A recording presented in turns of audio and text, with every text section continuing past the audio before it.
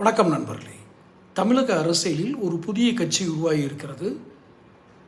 அந்த கட்சி எது, எங்கிருந்து வந்தது? ஒரு சிறிய குறிப்பு.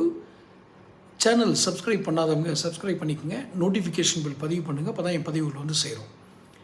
மதிமுகவிலிருந்து நீக்கப்பட்ட அல்லது விலகிய மல்லை சத்யா ஒரு முக்கிய நிர்வாகியாக மதிமுகவில் இருந்தார். துரை வைகோவினுடைய மகன் மீது சில குற்றச்சாட்டுகளை அவர் முன்வைத்தார். அவருக்கும் இவருக்கும், துரை வைகோவுக்கும் மல்லை சத்யாவிற்கும் எந்த இடத்திலும் சமரசம் ஏற்படவில்லை. அடிக்கடி உரசல்கள் நிகழ்ந்ததால் கட்சியிலிருந்து வெளியேற்றப்பட்டார். இப்போ அவர் ஒரு கட்சி ஆரம்பிச்சிருக்கிறார். என்ன?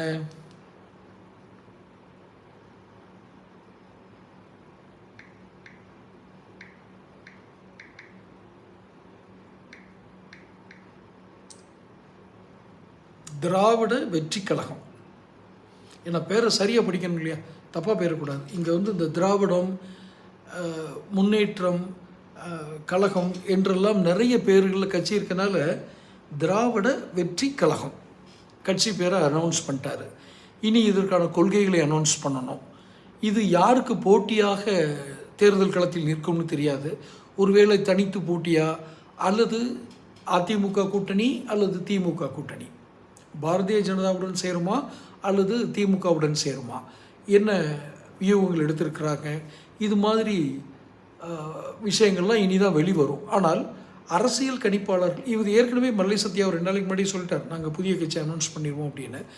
இதனுடைய தேர்தல் கூட்டணி குறித்தெல்லாம் அவர் ஒன்றும் அன்றைக்கி சொல்லலை. ஆனால் அரசியல் ஆய்வாளர்கள், அந்த அரசியல் பற்றி ஒரு குறிப்பிட்ட விமர்சனம் செய்பவர்கள், அவர்களுக்கு தோன்றுறது என்ன அப்படின்னா, இந்த கட்சி, மல்லை சத்யாவுடைய இந்த கட்சி வந்து நிச்சயமாக திமுகவோடு தான் பயணிக்கும் அப்படின்னு ஒரு ஸ்டாண்ட் எடுக்கிறாங்க.